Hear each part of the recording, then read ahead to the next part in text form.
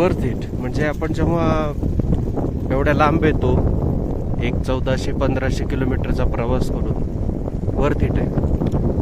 सध्या बर्फ एकदम कमी आहे, कारण आता बर्फाचा सीझन सुरू होईल.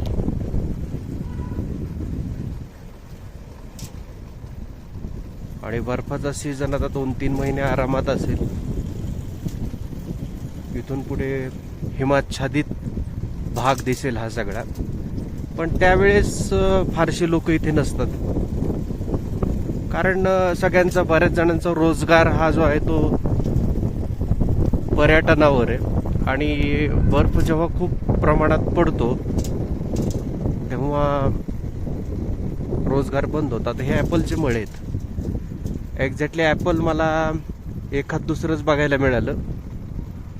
बहुतेक सीझन नसेल हा. मागच्या वेळेस आलो होतो त्यावेळेसही ॲपल काही बघायला मिळालं नाही.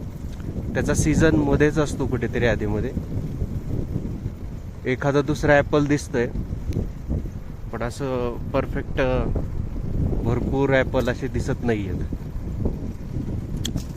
तर दिस इज द, बघा भारतामध्ये सुद्धा किती उत्तम ठिकाणं आहेत.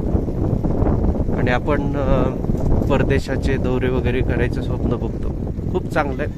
फक्त हा भाग नंतर कुणी पर्यटकांनी घाण करू नये किंवा प्लास्टिक टाकू नये, कचरा करू नये, दारू पिऊन दंगा करू नये, हीच इच्छा असते.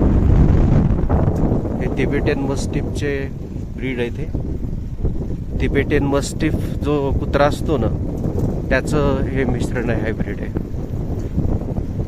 अगदी टोकावर सुद्धा तुम्हाला घर दिसतील. आता ह्या कॅमेऱ्याने एवढं कॅप्चर होत नाही जेवढं हवं तेवढं, पण ठीक आहे. की तुम्हाला समजण्यासाठी पुरेसं आहे